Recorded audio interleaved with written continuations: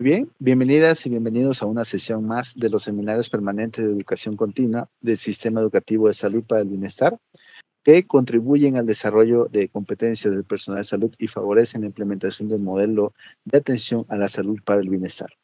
El día de hoy corresponde al Seminario Permanente de Medicina y Salud en conmemoración al Día Mundial contra la tuberculosis, que acaba de ser el día 24. Y para eso tenemos hoy una excelente presentación.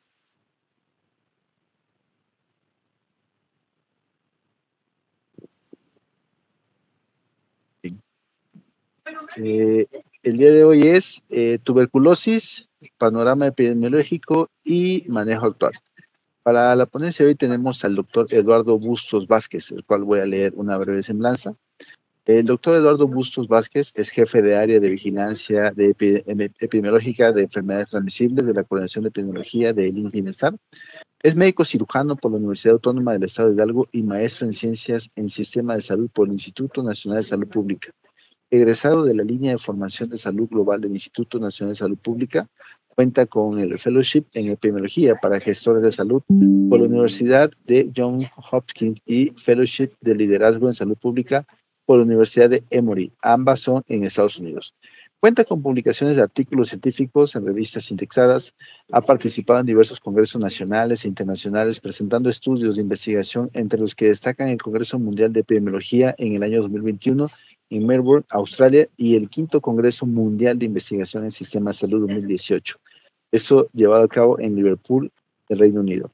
Se desempeñó como epidemiólogo estatal de Hidalgo y profesor investigador de la maestría en salud pública de la Universidad Autónoma del Estado de Hidalgo. Actualmente se desempeña como jefe de área de vigilancia epidemiológica de enfermedades transmisibles de la Coordinación de Epidemiología del Bienestar. Es miembro activo de Health System Global, impulsor de la iniciativa Salubristas, un podcast para acercar los temas de salud pública a toda la población. Agradecemos igual a nuestros productores digitales de hoy, el ingeniero Beto y el ingeniero Dani, que nos van a estar ayudando con esa sesión.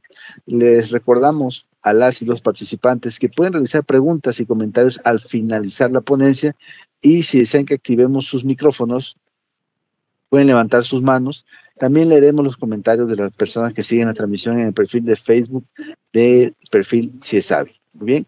Entonces, sin más preámbulos, le doy la palabra al doctor Eduardo Vázquez. Adelante, doctor.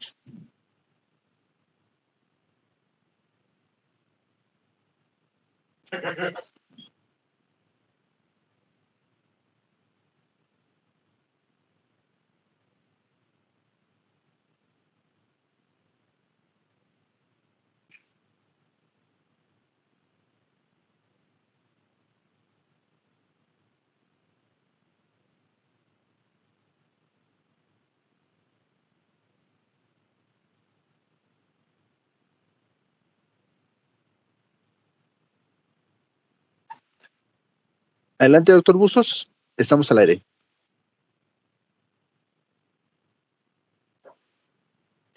Ya, pero sí dijo que me iba a presentar primero. ¿Ya? Ay, no lo escuché. Perdón. Buenas tardes a todas y todos. Es un gusto para mí poder compartir con ustedes esta tarde, esta sesión, de un tema muy importante que es la lucha y de prevención y control de la tuberculosis. Como ustedes bien saben, la tuberculosis ha sido una enfermedad que en los últimos años se ha ido incrementando. Se considera actualmente como una enfermedad preemergente y que, bueno, pues eso evidentemente nos tiene que, pues, invitar a reflexionar sobre las acciones que estamos realizando desde el punto de vista como personal de salud. Bueno, el día de hoy vamos entonces a revisar este tema, un tema muy importante.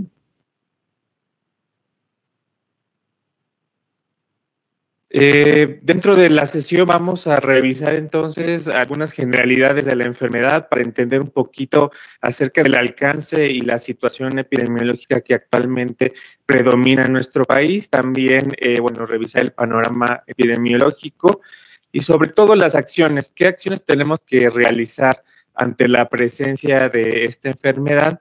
También orientarnos un poco acerca de la toma de la muestra, las principales técnicas de laboratorio que actualmente se están utilizando y sobre todo un tema también muy importante que es el que está contribuyendo que hoy día la tuberculosis se esté incrementando, pues es las pruebas de farmacosensibilidad. De manera inicial, pues comentarles en relación a la enfermedad que la tuberculosis, es un padecimiento de gran importancia para la salud pública por constituir una importante enfermedad infectocontagiosa.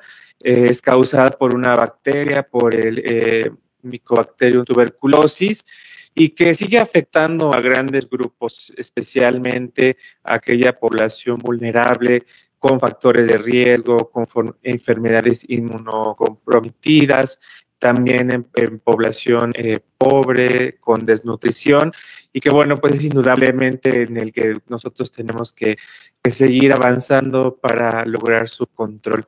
Es una enfermedad curable, es algo muy importante que tendríamos que estar considerando, debido a que esto dependerá mucho de la detección oportuna. Si detectamos a los pacientes en estadios iniciales, evidentemente podríamos tener un mejor pronóstico de éxito. Doctor Bustos. Me dicen que no se ve la presentación, no sé si se observa. No, nada más está compartiendo una ventana, pero no está ahí la presentación. Tiene que colocarle, cuando pone compartir, observar y ver la ventana donde está la presentación y de ahí continuar.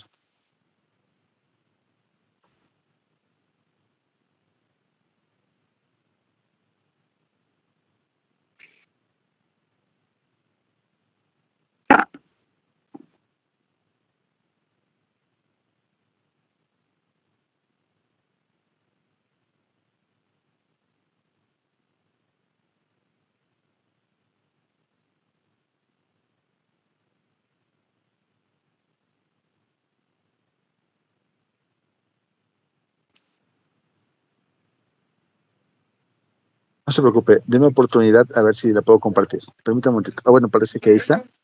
Nada más que tiene que poner en la ventana.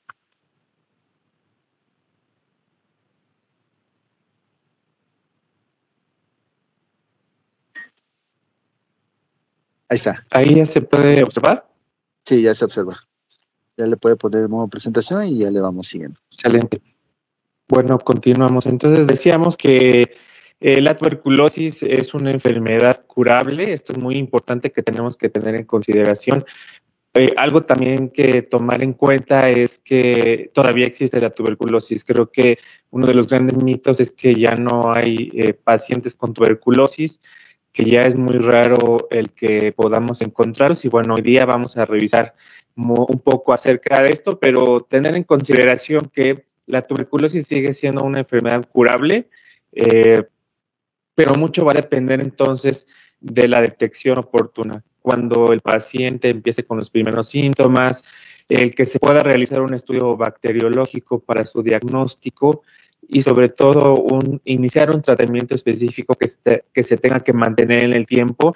Esto nos va a ayudar evidentemente a disminuir las cadenas de transmisión, también un seguimiento adecuado y cuando todo esto se pueda lograr, es posible interrumpir la cadena de transmisión de la enfermedad.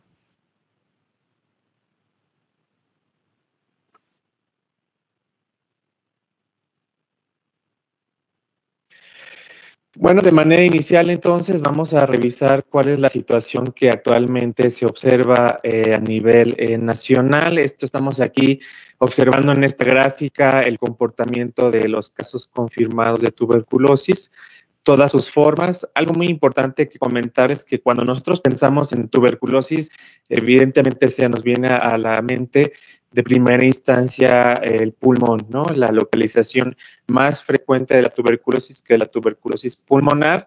Sin embargo, también en una menor proporción se observa la presencia de la enfermedad en otros órganos o tejidos y que, bueno, pues esto se considera una presentación de tuberculosis extrapulmonar. Aquí estamos viendo el comportamiento de todas sus formas, tanto pulmonar como extrapulmonar, por entidad federativa durante el 2023.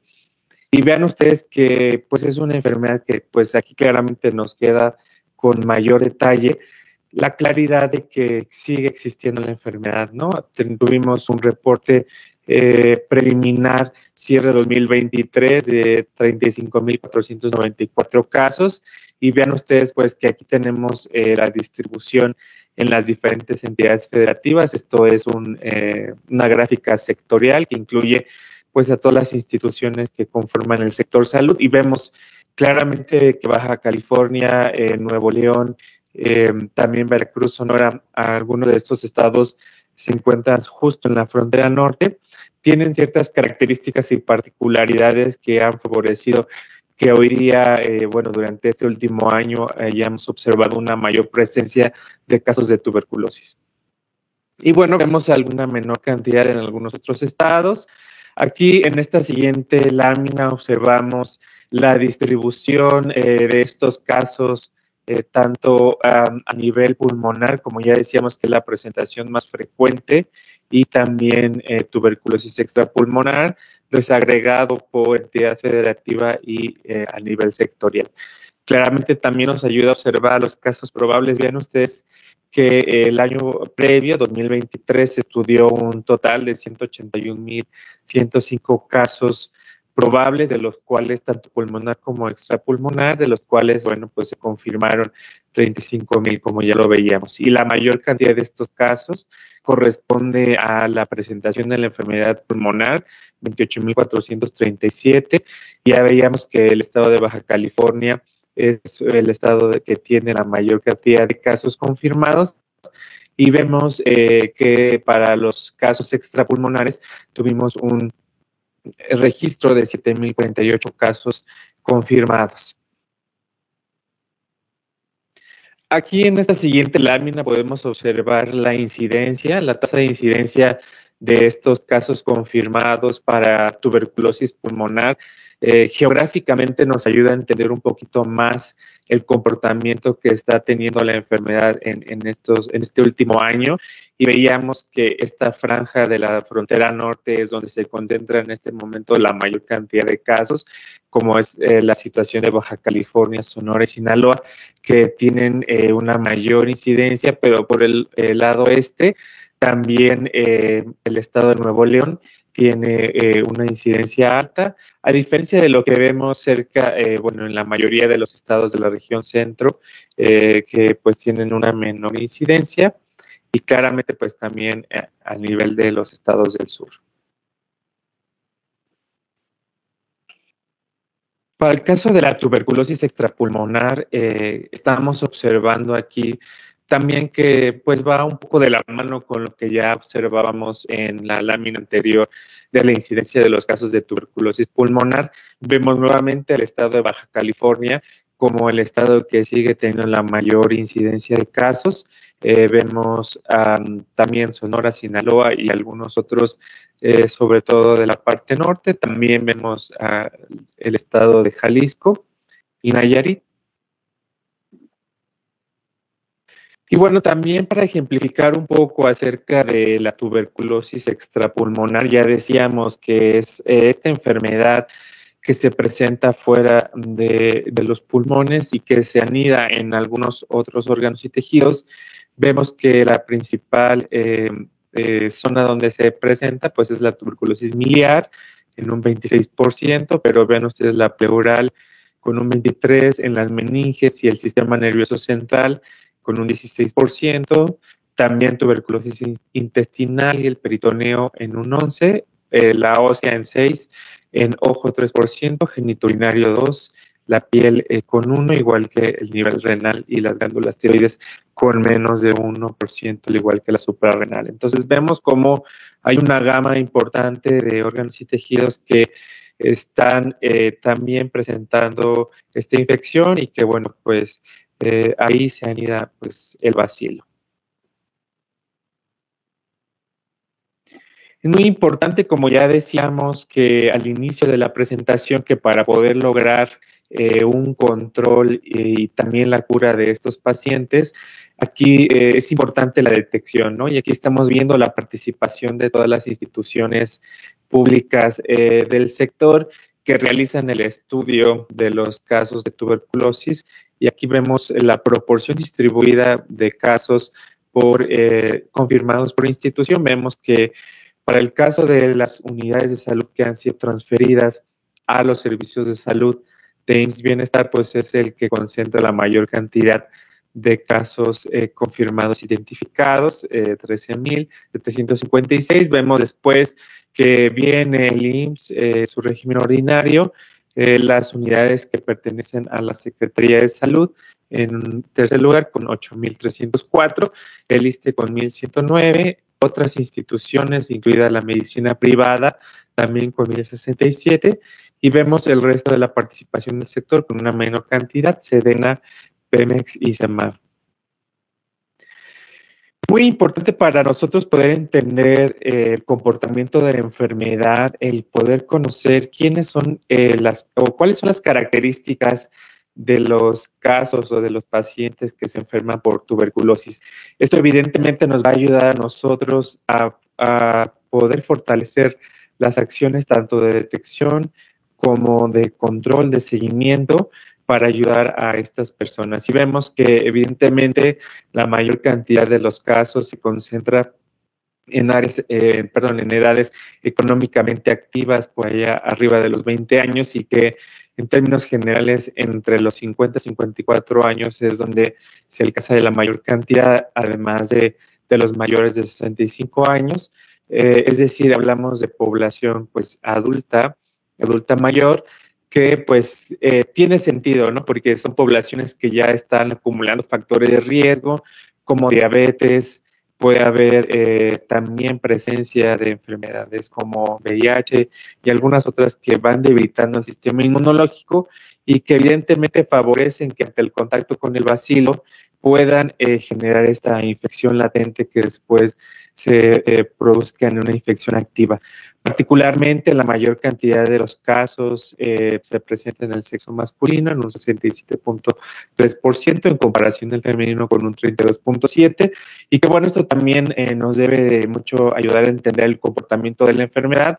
Sabemos que culturalmente en nuestro país los hombres son los que menos tienen estas acciones de ir a los chequeos, ir a las unidades de salud a realizarse detecciones, y por eso es importante que tengamos que fortalecer la promoción de la salud, también el que se puedan realizar revisiones y sobre todo si tienen síntomas, la no automedicación, el que acudan a las unidades de salud para recibir una atención médica y un diagnóstico y tratamientos oportunos.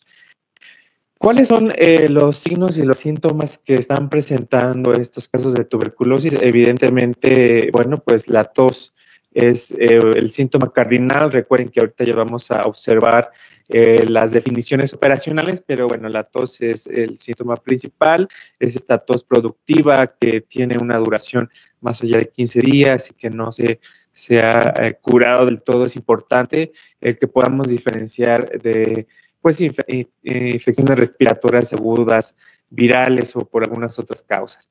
También ven ustedes que la pérdida de peso es otro de los signos, que se acompañan, un 72.9, la fiebre, también esta astenia, dinamia, debilidad, diaforesis, cefalea, entre otras. Vemos cómo pues en sí son síntomas de desgaste, de esta pérdida de peso, de el que la enfermedad está avanzando y está pues generando algunos estragos en el cuerpo. Y bueno, muy importante que ya decíamos, y esto lo correlacionamos con lo que veíamos con el grupo de edad, ¿cuáles son las comorbilidades que acompañan a la presencia de esta enfermedad? Porque ya decíamos, ¿por qué no es tan frecuente en los jóvenes? Y bueno, vamos sumando estos factores de riesgo, ¿no? Vemos que la diabetes es la comorbilidad más frecuente que se ha identificado en estos casos confirmados de tuberculosis, y desafortunadamente hablamos de pacientes que no están del todo controlados y que eso evidentemente favorece el que no se logre un control tan rápido de estas enfermedades. Vemos el alcoholismo en un 17%, desnutrición en un 16%, y esto lo vamos hilando con lo que ya comentábamos previamente, que esta enfermedad se considera también como una enfermedad de rezago que empieza a afectar a población vulnerable, que tiene ciertas carencias, falta de acceso a los servicios de salud, problemas de desnutrición, ya decíamos. También usuarios de drogas ven un 15%, VIH en un 9%, inmunosupresión por algunas otras causas en un 6%. Y bueno, esta gráfica es muy, muy interesante, quizás se ve un poquito ahí apilada, pero bueno, ¿qué podemos interpretar de esta gráfica? Esta es la clasificación final de los casos confirmados, es decir, nosotros cuando vamos buscando, identificando a un paciente y lo tratamos, lo que queremos evidentemente es lograr su cura, ¿no? Ese es nuestro objetivo como parte de todas estas acciones de vigilancia epidemiológica, el que se puedan detectar a tiempo a los pacientes, el que se pueda iniciar un tratamiento oportuno, y esto evidentemente buscando una curación. Sin embargo, pues vean ustedes ahí que las barras en color oro, en su mayoría representa que son casos que todavía no están clasificados, que todavía están en estudio, que quizá, bueno, pues están requiriendo un mayor seguimiento. Vemos en una menor proporción en las barras en verde los casos que se curaron. Vemos también defunciones por tuberculosis, defunciones por otras causas diferentes a las tuberculosis, pero que eran pacientes con la enfermedad. Y lamentablemente también empezamos a observar abandono del tratamiento y en algunos otros casos el término. Es decir, nosotros quisiéramos que todos nuestros pacientes que se identifican, se diagnostican y se inicia el tratamiento puedan lograr la cura, ¿no? Pero sin embargo observamos que hay muchas limitantes y muchas situaciones que van evitando que esto se pueda lograr y que se vayan incrementando el abandono o el fracaso del tratamiento porque no se siguió de forma adecuada, o la defunción, ¿no? Que sería pues todos estos, recordando que al inicio de la presentación decíamos que es una enfermedad curable, ¿no? Entonces, hacia allá es donde tenemos que ir, hacia buscar a que nuestro paciente, que todos estos pacientes de tuberculosis puedan lograr este éxito en el tratamiento y una cura. En esta lámina también muy interesante, ya decíamos que desafortunadamente baila con la lámina anterior. Muchos de los pacientes, como son tratamientos prolongados, la fase de sostén o fase intensiva del tratamiento del TAES, este tratamiento acortado estrictamente supervisado, y que diariamente o por un tiempo se tienen que estar tomando estos medicamentos, muchas veces hay pacientes que empiezan a abandonar el tratamiento y que un tiempo después quieren volverlo a reiniciar, ¿no? Entonces, esto evidentemente va generando resistencia a los antibióticos, ¿no? A este tratamiento que está ya estandarizado y va generándose un efecto no deseable para el sistema de salud, que son las farmacoresistencias. Y vean ustedes que bueno, pues se han ido incrementando, afortunadamente pues no es un número mayor, pero si vamos sumando pues todos estos factores, evidentemente están generando el que hoy día la tuberculosis siga presente, esté reemergiendo como una enfermedad importante desde el punto de vista de la salud pública. Aquí vemos que un 3.22% de estos casos han desarrollado una monoresistencia, pero vean ustedes que el punto 19 ya tiene una multifármaco-resistencia y el punto 06 una poliresistencia. Es decir, estos pacientes evidentemente pues tienen que estudiarse individualmente para identificar cuál podría ser su tratamiento más ideal. Y bueno, desde el punto de vista de las acciones que ahorita que acabamos de observar, el panorama epidemiológico creo que es muy revelador, nos ha dado mucha información útil que nosotros tengamos que ocupar y que justamente esto abona en muchas de las acciones que el personal de salud realiza en las unidades y que esto nos puede llevar a la estrategia que en algún momento estuvo muy presente, el Stop TB, el detener o el frenar el avance de la tuberculosis, Y estas definiciones operacionales, recuerden ustedes que nos ayuda a estandarizarnos a todos los que nos dedicamos al estudio, a los pacientes, a diagnosticar. Lo mismo que en Baja California un médico puede diagnosticar, lo hace en Tuxtla Gutiérrez, en Chiapas, Monterrey, Guadalajara, todos hablamos el mismo idioma, todos nos estandarizamos en una definición operacional que nos va a ayudar a entender e identificar y diagnosticar a nuestros pacientes.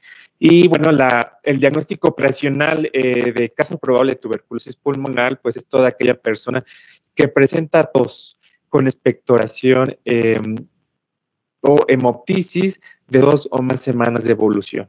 Esto es súper importante porque ya decíamos, no es la típica pues tos que a lo mejor inicia de forma muy aguda después de una infección, sino que es esta tos que va tornándose a la cronicidad y que además se acompaña de expectoración mucopurulenta o también presencia de sangrado o hemoptisis en menores de 15 años que presenten durante 2 o más semanas tos con o sin expectoración y por lo menos uno de los siguientes síntomas como fiebre vespertina, diaforesis nocturna, detención del crecimiento o baja del peso sin causa aparente, también nos debe llamar poderosamente la atención para poder iniciar el protocolo de estudio para estos casos. ¿A qué le vamos a considerar un caso de tuberculosis pulmonar confirmado por laboratorio? Bueno, todo caso probable en quien se ha identificado mediante pruebas de laboratorio el complejo de Mycobacterium tuberculosis en cualquier muestra proveniente del árbol bronquial y ya sea por cultivo, por baciloscopia o por métodos moleculares reconocidos por el INDE, por el Instituto Nacional de Diagnósticos y Referencia Epidemiológica. Y bueno, el caso confirmado por clínica, todo aquel caso probable, que ya decíamos la definición operacional, una tos con expectoración o hemoptisis por más de 15 días, y bueno, los menores de 15 con lo que ya decíamos, con signos físicos, con elementos auxiliares de diagnóstico, porque recuerden ustedes que muchas veces empiezan a generar estas cavernas en los pulmones y que empezamos a identificar estos infiltrados pulmonares en las placas. Bueno, nos puede ir orientando también el que estamos observando ante la presencia de un caso probable o ya en este caso confirmado por clínica de tuberculosis o respuesta terapéutica sugieren la evidencia de tuberculosis, pero la baciloscopía, cultivo o métodos moleculares fueron negativos. Puede ser que tengamos algunas limitantes y ya lo vamos a ver un poquito más adelante en relación a las muestras, que a veces nosotros les damos las indicaciones a nuestros pacientes, a nuestros enfermos, y a veces, bueno, nos traen estas muestras que no nos son de utilidad y que a veces o nos identifica mediante las pruebas ya conocidas, y bueno, pero radiológicamente, físicamente y también clínicamente estamos observando que estamos ante un caso confirmado por clínica. Tendríamos que seguir estudiando a este paciente para lograr un diagnóstico oportuno. También, bueno, el caso descartado es todo caso probable de tuberculosis pulmonar en quien no se confirme el diagnóstico por clínica o por métodos de laboratorio. Recuerden ustedes que, bueno, esta es la tuberculosis más frecuente, el sitio anatómico donde más se presenta la enfermedad, pero tenemos desde el punto de vista de la vigilancia epidemiológica, sobre todo en los menores de 5 años, buscamos aquellas tuberculosis meningias o que atacan al sistema nervioso central y que, bueno, pues también generan un alto riesgo para la mortalidad de estos pacientes. Vemos que el caso probable de TB meningia es toda persona que presente cualquiera de los siguientes síndromes: infeccioso, el meningio, cráneo hipertensivo, encefálico de manera individual o combinada, o con o sin antecedentes de contacto con algún caso de tuberculosis pulmonar con sospecha por cualquier auxiliar diagnóstico, como el citoquímico de líquido cefalorraquídeo, por imagenología. Es decir, tenemos que buscar, si llegáramos a tener pacientes que normalmente llegan con estos síndromes meningios, con alteraciones del sistema nervioso, ver que pueda tratarse o estar ante un paciente de tuberculosis meningia. El caso confirmado por laboratorio es aquel en que, bueno, por mediante técnicas de laboratorio se identifica la presencia del Mycobacterium tuberculosis en líquido cefalorraquídeo, a través también de baciloscopías, cultivos o métodos moleculares como el EXPERT, reconocidos por el INDRE. También el caso confirmado por clínica de TB meningia, a aquella persona, paciente, enfermo, que inicie con la sintomatología, tenga los signos físicos, los elementos auxiliares de diagnóstico que ya decíamos, o una respuesta terapéutica que sugieren la presencia de la evidencia de tuberculosis meningia, y bueno, también la baciloscopía, cultivo o métodos moleculares fueron negativos, ¿no? El hecho de que pudiéramos estar ante un enfermo con estos síntomas, pero que ya le tomamos las pruebas y salen negativas, pero la clínica, recuerden ustedes que siempre nos puede ayudar ante estos casos. Algunas otras definiciones operacionales de mayor utilidad, la defunción en la que se determine que la tuberculosis es la causa básica que originó la defunción y que fue identificada mediante estos criterios clínico-epidemiológicos de gabinete o de laboratorio. Recuerden, muy importante para nosotros y bueno, tanto para los enfermos como para las defunciones, detrás de cada caso de tuberculosis, porque recuerden ustedes que el mecanismo de transmisiones es a través de la vía aérea, a través de las gotitas de Crush. Vemos cómo detrás de cada defunción hay posibles contactos o posibles ya personas que puedan estar infectadas, quizá en una fase latente.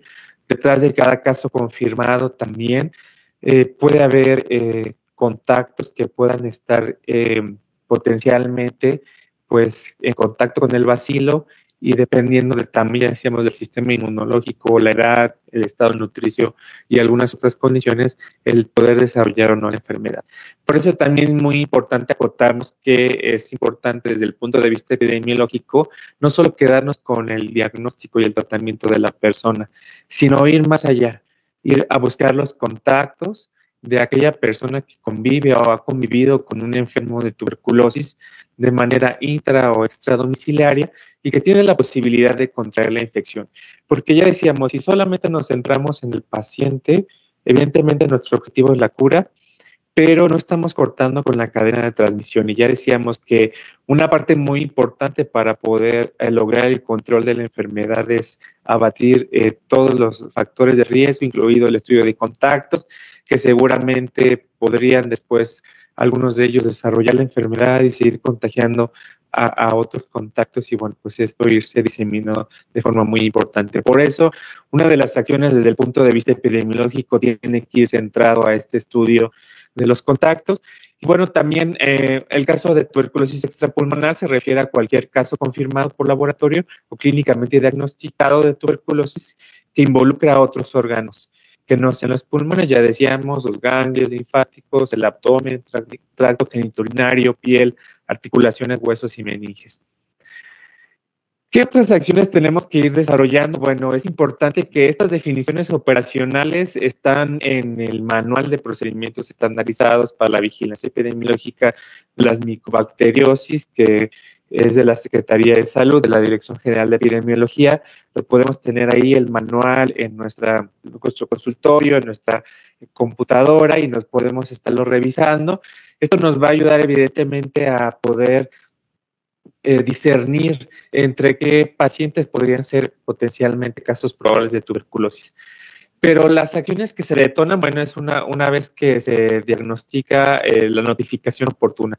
Hay que notificar todos los casos de tuberculosis, deben ser notificados a las autoridades sanitarias correspondientes, desde las unidades de salud, tanto pública como privada, tiene que ser a las jurisdicciones sanitarias y ellas a su vez a la entidad federativa, las autoridades estatales, y las autoridades estatales a las autoridades federales.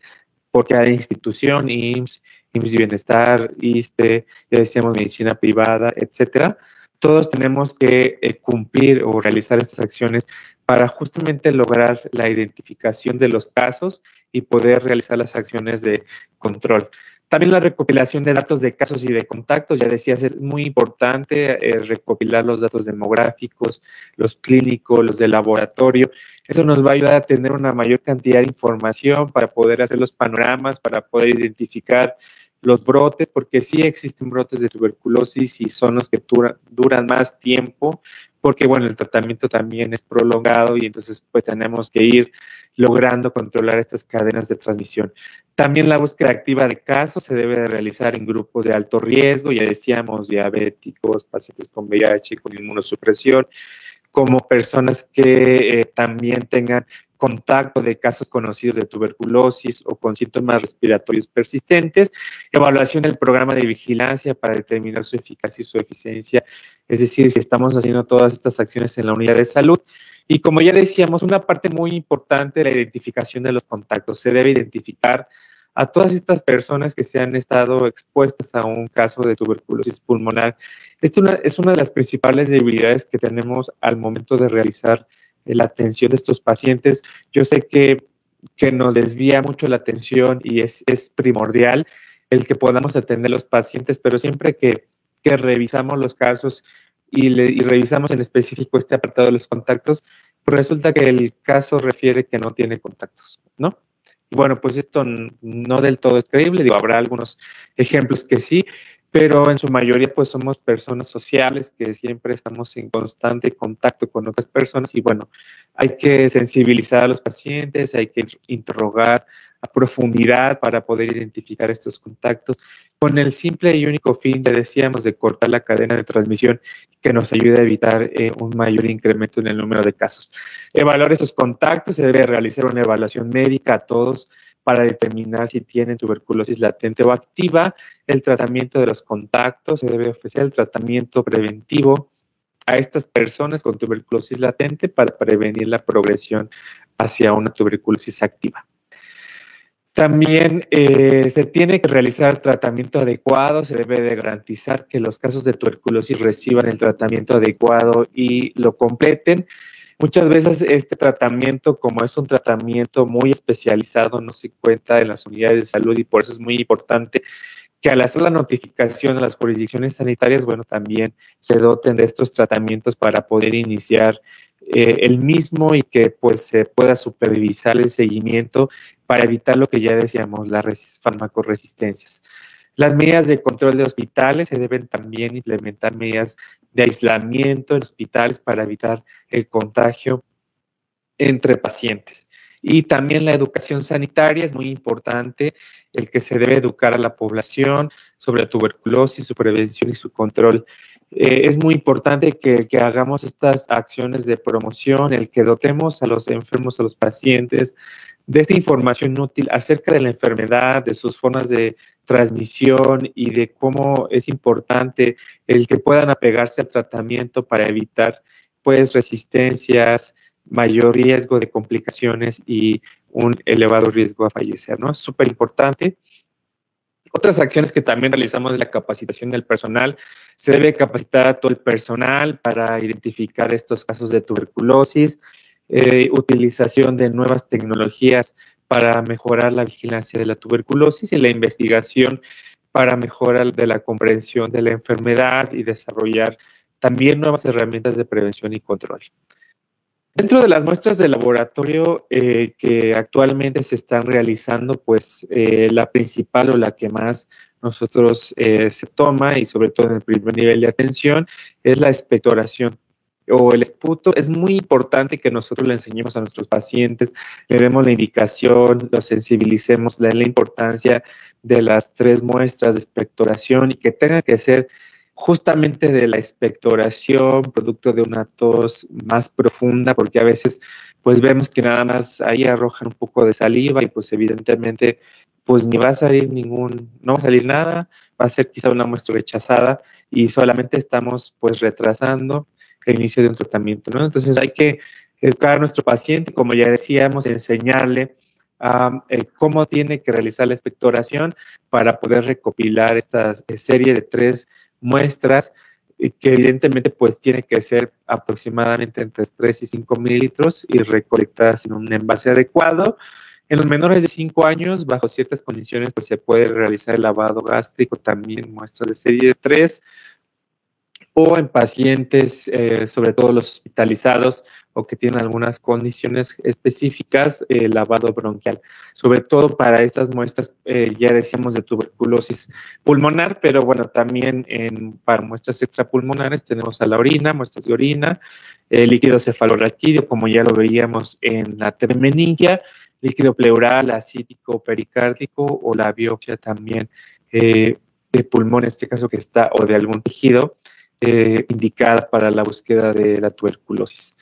Dentro de las técnicas de laboratorio que más se utilizan, bueno, pues la técnica más utilizada es la fascioscopía, es esta tinción Ciel-Nielsen que nos permite observar en un frotis a estos bacilos ácido alcohol resistentes, conocidos como VAR por sus siglas, y que nos ayudan a confirmar el diagnóstico de la enfermedad, ¿no? Es una prueba, pues, que ya muchas de las unidades, de los laboratorios jurisdiccionales tienen habilitadas estas pruebas para poder realizar la lectura de las laminillas de estos frotis, y que eso nos ayuda, pues, a identificar de forma más temprana, porque algunas de otras muestras que ya vamos a ver de técnicas de laboratorio pues son más tardadas, justo sus procesos llevan más tiempo, y bueno, pues recuerden ustedes nuestro objetivo, la cura.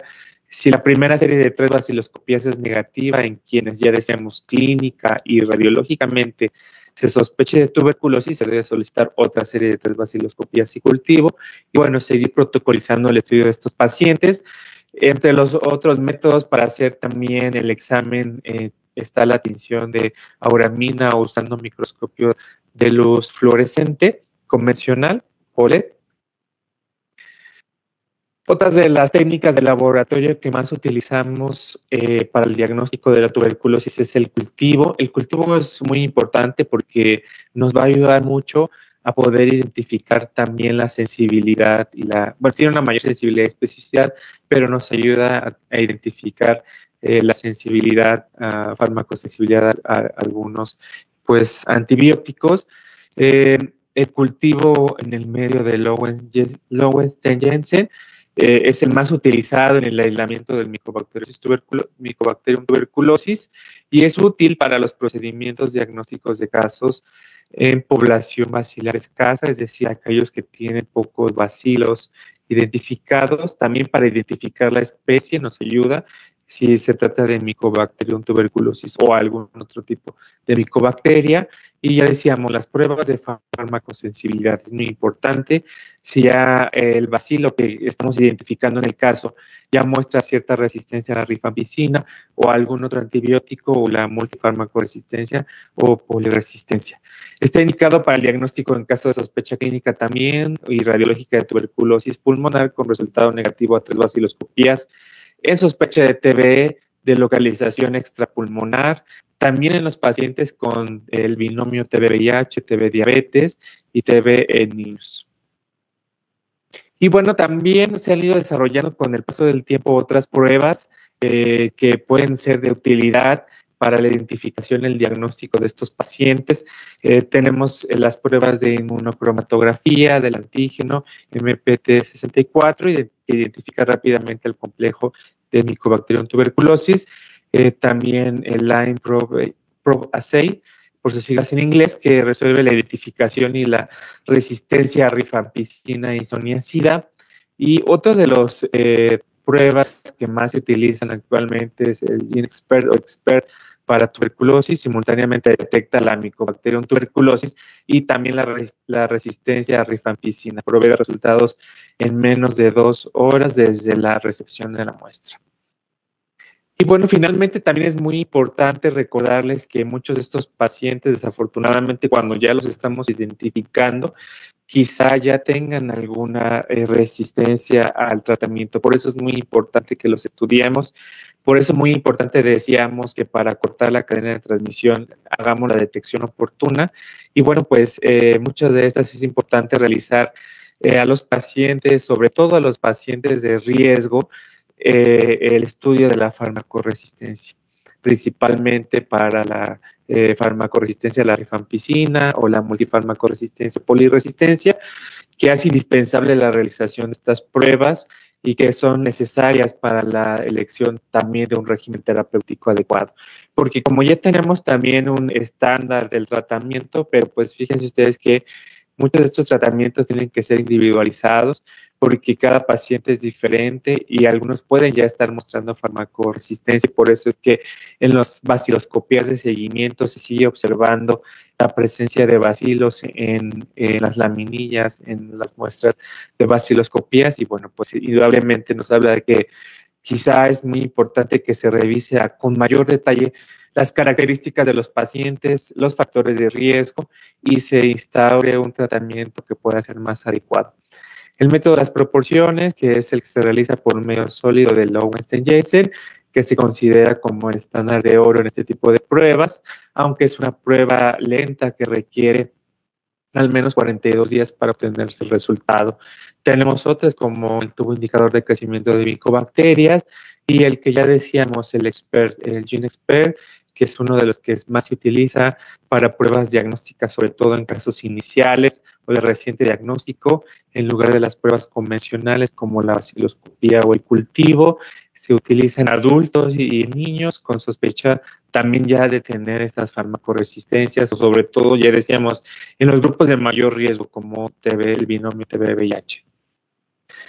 Y bueno, es muy importante que cuando se realicen estos estudios de farmacoresistencia, como ya decíamos, si bien es cierto, ya existen estos grupos de tratamientos o estos terapéuticas ya establecidas, es muy importante que sobre todo aquellos casos en los que se identifique una farmacoresistencia tengan que ser sesionados ante un comité experto, que es el Grupo Asesor Nacional de Farmacoresistencia, el GANAFAR, y sus similares a nivel estatal, para poder, ya decíamos, entre un grupo de expertos, un panel de expertos, se pueda identificar la mejor terapéutica para estos casos que ya están mostrando una farmacoresistencia, porque no estamos alcanzando el objetivo, que ya decíamos es la cura, estamos exponiendo los contactos a que puedan reinfectarse o infectarse en el caso de seguir en contacto con el paciente, no estamos logrando el control de la transmisión y estamos generando el que la enfermedad pues siga presente, se incremente la incidencia y siga reemergiendo. Los esquemas terapéuticos, entonces ya decíamos, debe sesionarse ante un comité de expertos para lograr estos mayores éxitos. Y bueno, pues eso sería todo en relación a lo que quería comentarles. Es muy importante, ya decíamos que la tuberculosis es una enfermedad curable. Nosotros podríamos realizar muchas acciones que nos pueden ayudar evidentemente a disminuir los riesgos. Hay que incrementar la detección oportuna, ya decíamos, sobre todo en aquellas personas que tienen ciertos factores de riesgo. Importante que los tosedores crónicos no los dejemos de lado si vemos que tienen esta tos con estas características, el que los acerquemos a poderles realizar por lo menos la vaciloscopia, el estudio inicial de serie de 3 y que eso nos detone en la protocolización del estudio de los pacientes. Eso sería todo por mi parte. Muchas gracias. Quedo atento a sus preguntas y comentarios.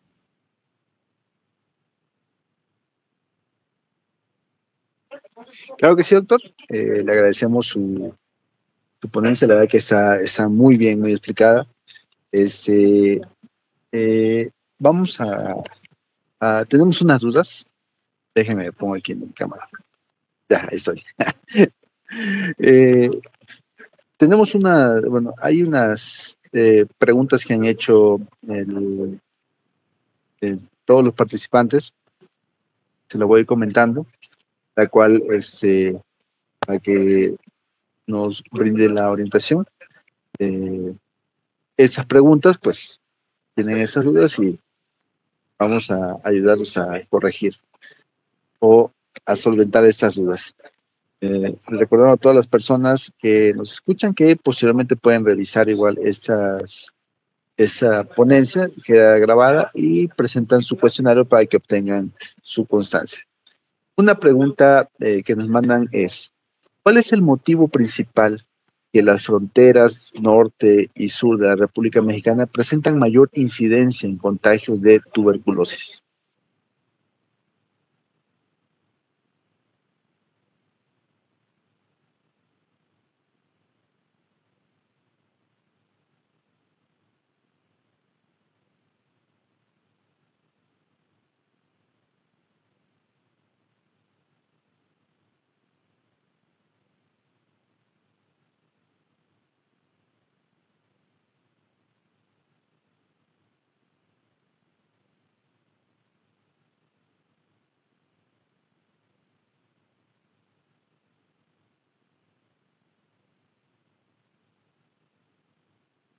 Sí, claro que sí. ¿Ahí ya me escuchan?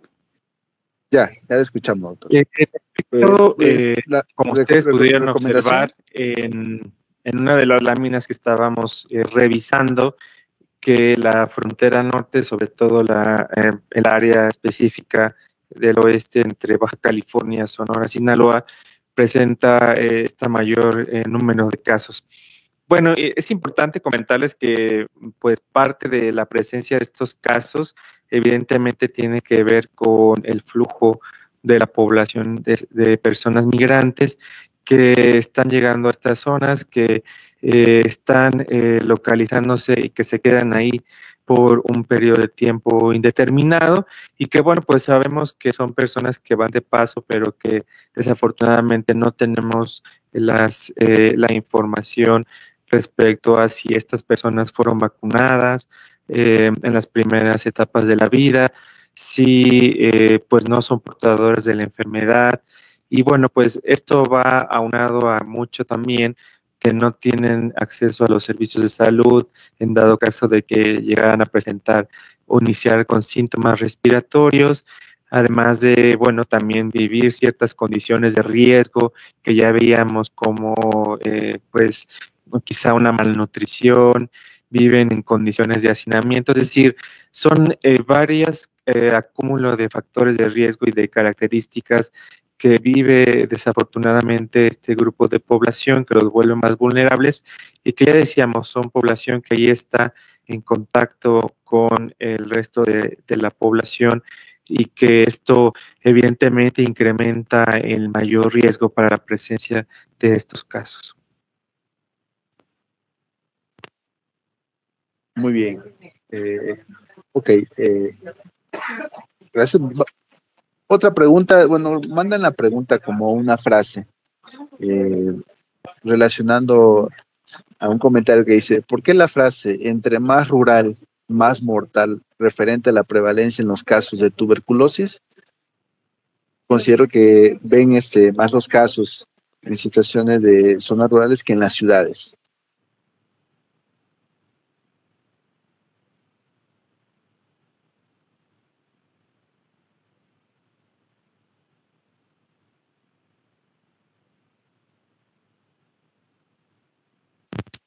Sí, bueno, es una interesante expresión, pero sí, creo que va muy relacionado a lo que comentabas.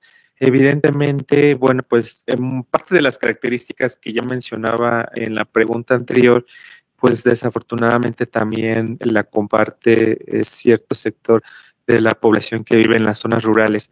Decíamos que desafortunadamente muchas de estas áreas geográficas pues tienen también a veces un escaso o poco acceso, hay dificultad en el acceso a las unidades de salud y aunado a ello pues también es que del todo no se cuenta también en estas unidades con los diagnósticos o hace falta también la presencia de personal, pero además desde el punto de vista de la población, pues población que también va sumando estos factores de riesgo, ¿no? En su mayor, algunas de estas poblaciones pues también tienen problemas, decíamos, de malnutrición, problemas de enfermedades crónicas que ya las aquejan como diabetes que no está del todo controlada y bueno, pues evidentemente también algunas de ellas viven todavía en condiciones quizá de hacinamiento en el que van generando estos riesgos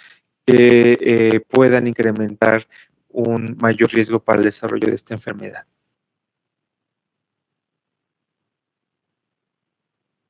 Muy bien, muy bien. También tenemos preguntas en el chat, pero vamos a continuar con este. Ahorita, si me permiten un momentito, vamos a leer también las del chat. En la siguiente pregunta nos dicen, ¿cuál considera que es el problema en salud pública en los casos, bueno, en este caso lo que comentaba, de los migrantes que no cuentan con la vacuna de la BCG? Eso lo hacen en mención por las colonias de inmigrantes que se están formando tanto en la capital del país, en diversos estados, y relacionado como médico de primer nivel en zona rural. No, perdón, esa es otra pregunta. La pregunta en sí es, el problema de salud pública en los casos de los migrantes que no cuentan con la vacuna y que no cuentan y no acuden tampoco a los sistemas de salud mexicanos por estas nuevas colonias de inmigrantes que se están formando.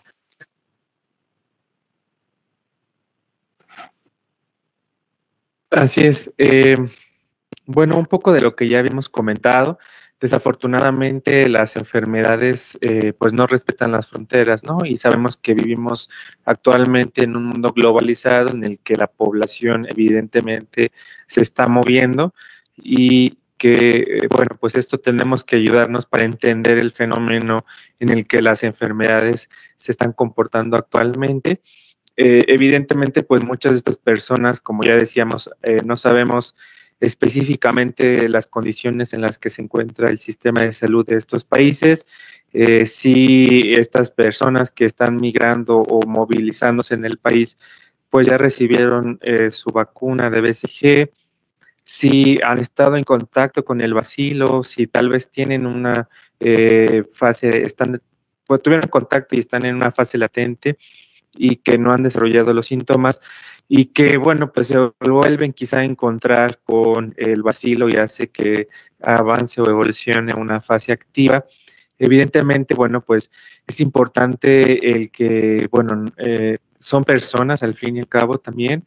Es importante el que entendamos que viven bajo o están bajo ciertas condiciones que los vuelve vulnerables, el que no, ya decíamos, tienen acceso a unos servicios de salud por su condición de inmigración y que a veces, bueno, pues tienen este cierto temor, tienen dificultad para el caso de la alimentación y que eso va permeando, debilitando su sistema inmunológico y que va favoreciendo más bien el que puedan generar el desarrollar esta fase activa de la enfermedad.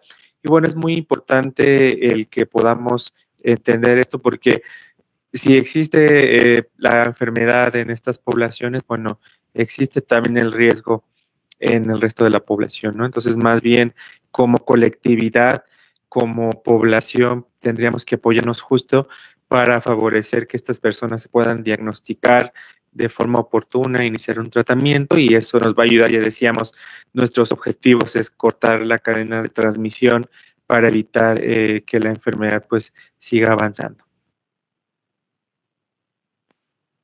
Ok, doctor, muchas gracias.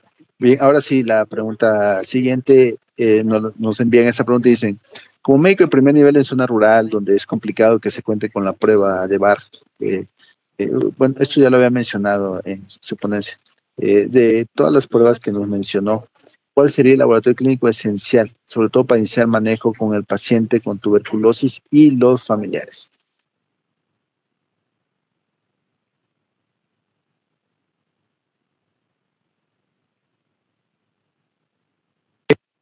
Ya decíamos, no solamente el diagnóstico puede ser, evidentemente sí necesitamos identificar que está el bacilo, que está originando la infección, pero evidentemente también conocemos estas limitaciones que ya decíamos, pues de acceso a ciertos diagnósticos.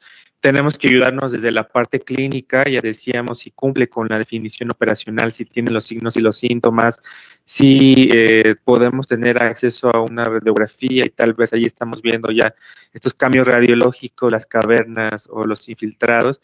Bueno, nos pueden ayudar a poder pues identificar que estamos ante un caso probable de tuberculosis. Es muy importante que mientras estamos en este estudio, en esta protocolización del paciente, sí se tenga que utilizar el diagnóstico, que sí podamos referirlo a unidades de salud o laboratorios jurisdiccionales donde se les pueda tomar la baciloscopía o las pruebas que ya decíamos, porque es muy importante identificar con qué carga baciloscópica estamos identificando al paciente. No es lo mismo que identificamos a un caso con 3 cruces que a uno que tiene 5 o más.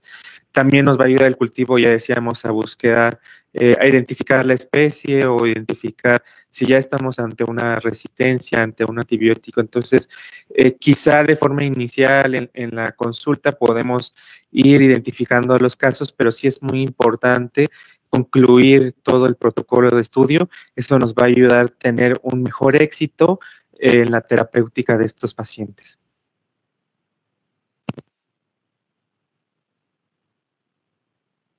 Muy bien.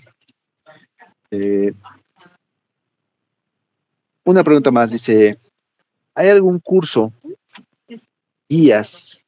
Bueno, sobre todo nosotros que estamos más acostumbrados a revisar guías, pero un curso como de actualización constante en todo lo que es tuberculosis, guías vigentes o plataforma con reporte de casos, evidencia clínica, sobre todo de casos comentados en tuberculosis para que los médicos y las médicas se puedan estar actualizando.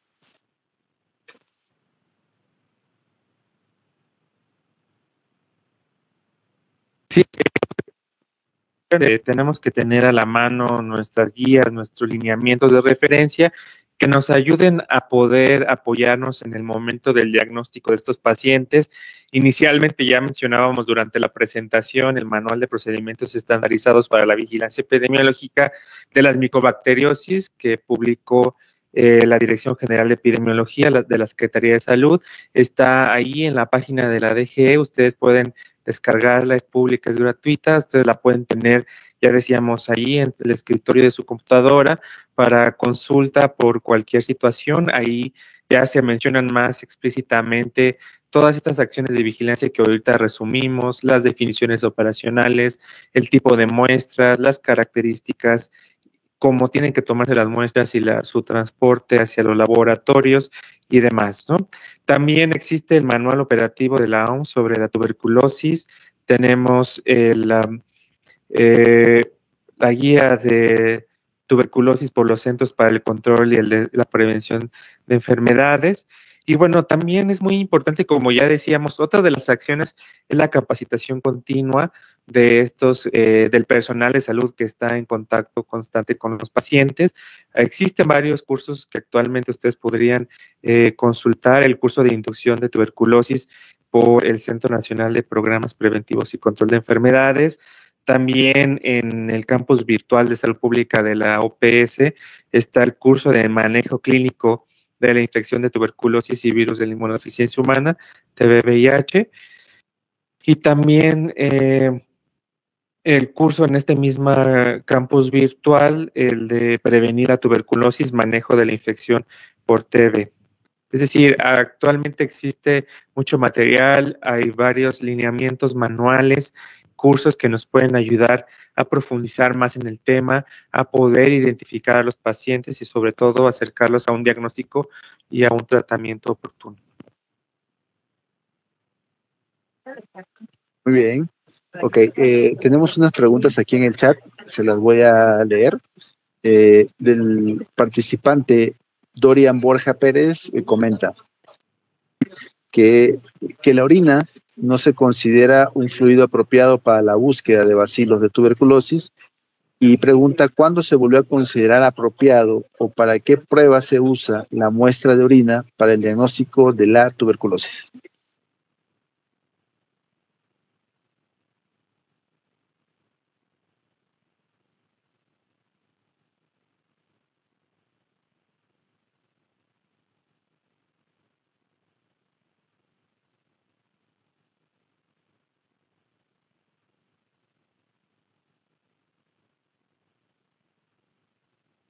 No se escucha, amigo. Hay que activar el micrófono.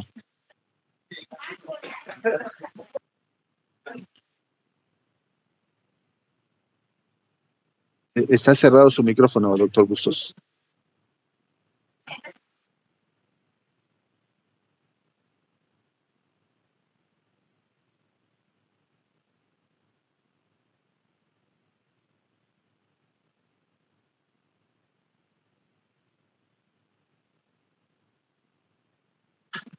Active su micrófono ahí en su pantalla, doctor.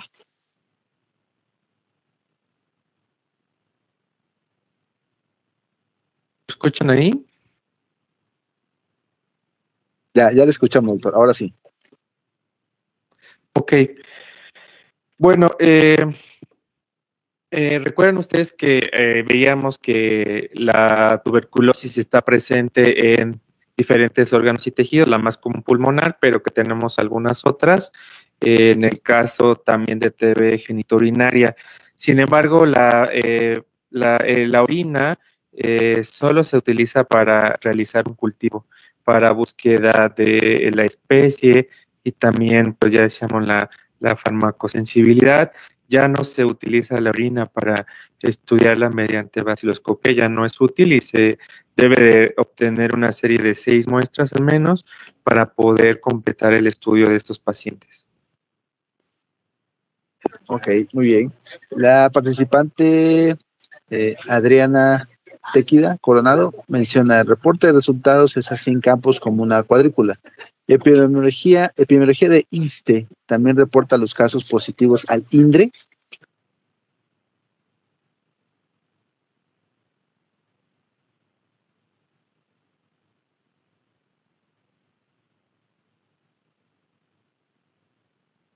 Que actualmente, ¿sí? ¿Me escucho ahí? Ok. Pues actualmente para el estudio de la tuberculosis, debido a su magnitud, impacto y trascendencia, tenemos un sistema especial, una plataforma que está anidada en el Sistema Nacional de Vigilancia Epidemiológica y que ahí vamos registrando, capturando los casos tanto probables y bueno, ahí se va evolucionando, así son confirmados o descartados. Participa todo el sector, en este caso el IMSS, ya decíamos el ISSSTE, vimos algunas pues casos que se han identificado en esta institución. Evidentemente sí dependerá mucho de la estructura, pero en términos generales el ISSSTE refiere sus casos al laboratorio. Dependiendo de la unidad de salud, recuerden ustedes, tendrá que enviar a la jurisdicción, en este caso el ISSSTE pues lo envía a su delegación, en este caso estatal, o si tiene una estructura regional y después estatal, y a su vez al Laboratorio Estatal de Salud Pública para su estudio.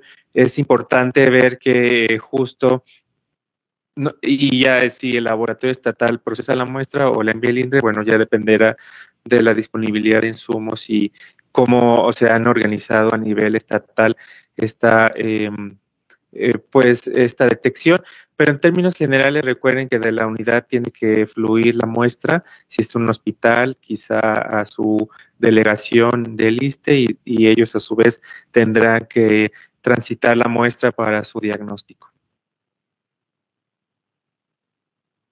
Bien, tenemos una mano levantada del participante doctor Rosendo Avendaño. Le voy a habilitar el micrófono para que nos pueda compartir su duda. Sí, buenas tardes. Gracias por su plática. Un comentario. Otro de las situaciones que están pasando en el norte del país es el desplazamiento forzado de hermanos indígenas. Soy de Oaxaca y conozco la situación, por ejemplo, de nuestros hermanos triquis. Hay colonias enteras de hermanos triquis en Sinaloa, en la California, en la cosecha de tomate, etcétera. Son hermanos que se van para allá desplazados forzadamente por las condiciones precarias que surge y se agudiza en los últimos 40 años como una forma más de violencia en la cual genera una gran desigualdad, pero con ello también condiciones que generan precariedad, desnutrición, como bien comentaba el ponente, y por otro lado, 40 años también que nos genera el ser el segundo lugar en obesidad.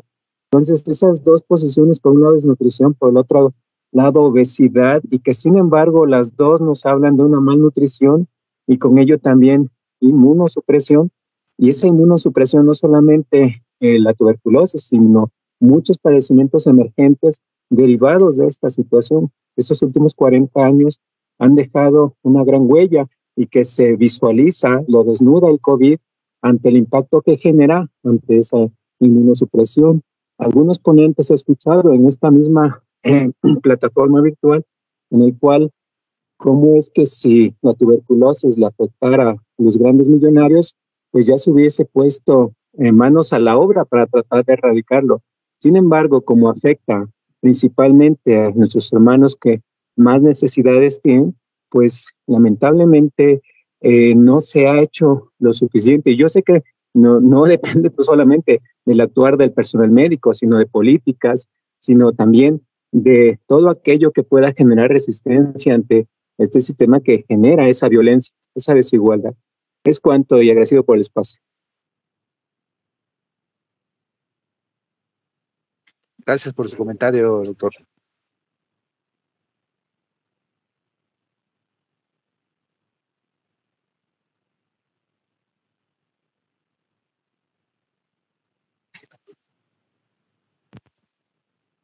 Sí, así es. Coincido con el doctor. Muchas gracias, doctor, por su aportación. Creo que es muy importante. Sí, evidentemente, este desplazamiento de las poblaciones afecta sin lugar a dudas porque viven al mismo tiempo lo que sucede o lo que viven, en este caso, también las poblaciones migrantes y también algunas poblaciones que van a trabajar a los estados de la frontera desde el sur y que pues también llevan cierta carga de enfermedades y que va generando el que estos estados receptores puedan tener un mayor número de estos casos. Es muy importante el que nos visualicemos geográficamente las características que ocurren en cada área y que esto nos ayude a identificar también la sospecha para la identificación de estos casos.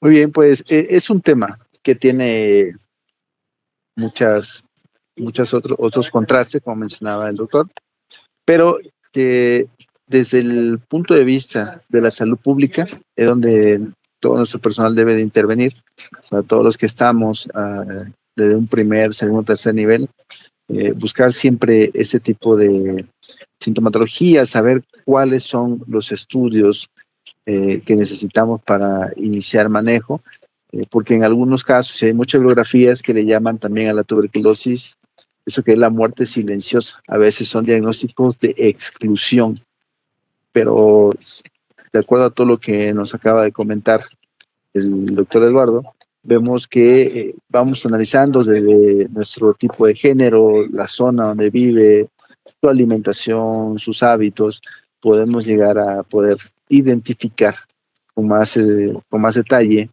el riesgo en el que se encuentra esta población. Si tiene algún otro comentario, doctor.